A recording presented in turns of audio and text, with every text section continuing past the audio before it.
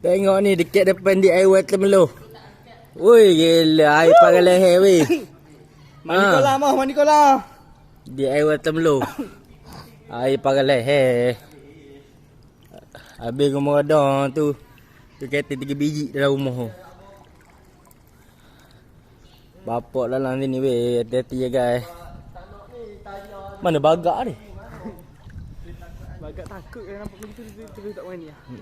Oi, air sumpah dalam pakai leher weh kat dia buat Temerloh ni.